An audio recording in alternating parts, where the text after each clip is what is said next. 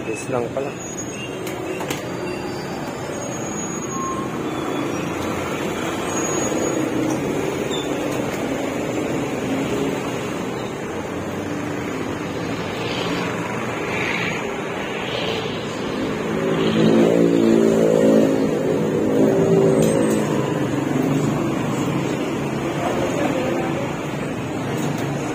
Mabilis lang pala. Bilis lang.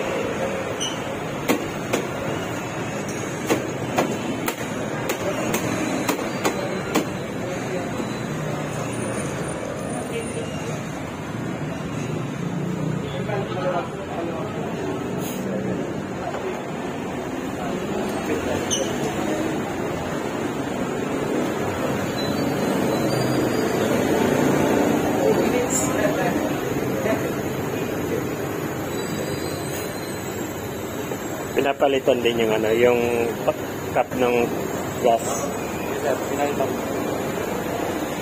At parang nakatabingi yung ano ng ano, yung sa cup dito ng ano. Hindi siya gitna.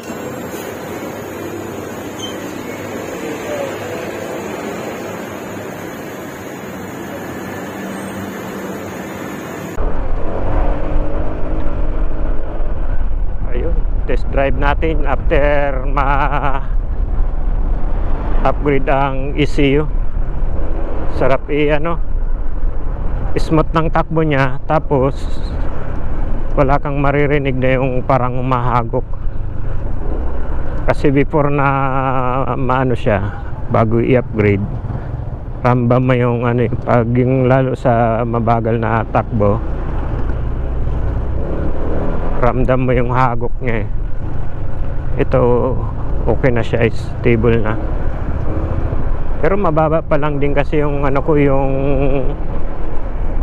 mababa pa lang din yung odometer ko. Siguro gaganda pa to pag yung ano siya, pag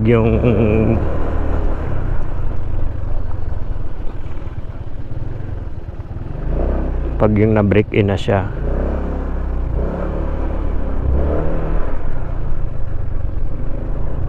Kanina tinest nila ng sagad, umaabot ng top speed na 117.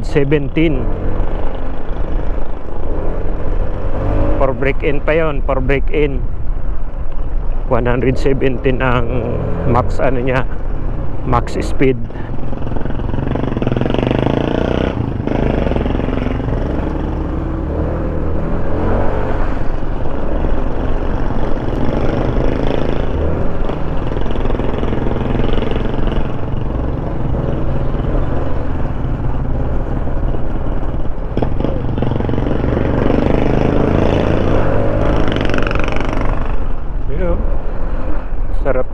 Sarap yan oh, i-bear it oh.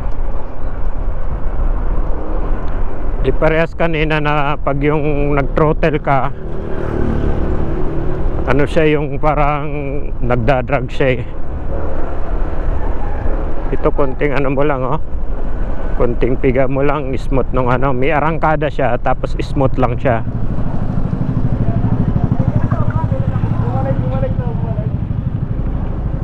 Tapos wag yung dandan, halimbawa nito sa hams, mararamdaman mo dati, nung una mararamdaman mo siya na parang tug-tug parang ganun eh. Pero ito wala, stable lang siya.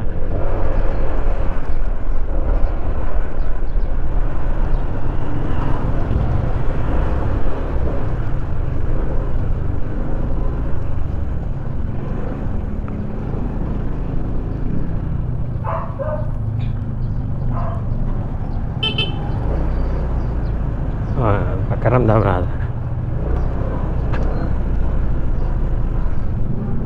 yun no.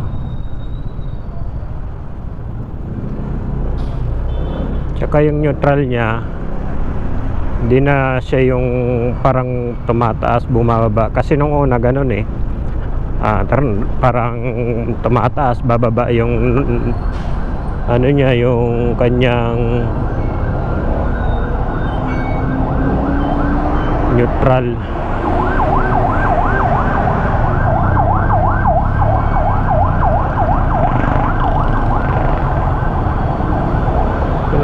Dito na nga lang ako. So, malapit lang din naman. Salubong na tayo dito.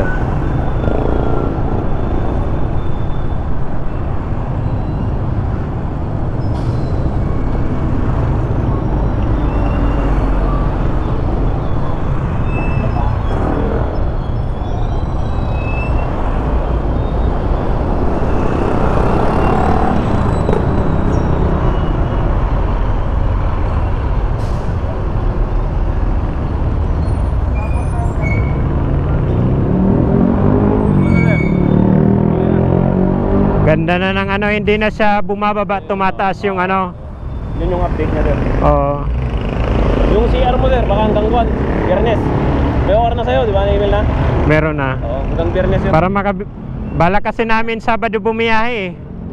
Feedback ko. Okay na to, hindi na babataas yung minor. Smooth na siya. Minor? Oo, okay na. Di parehas kanina na yung pag minor mo, yung parang bumaba to. Ito, steady siya. Tsaka pag binabaan mo, bigla mo yun ano, smooth siya.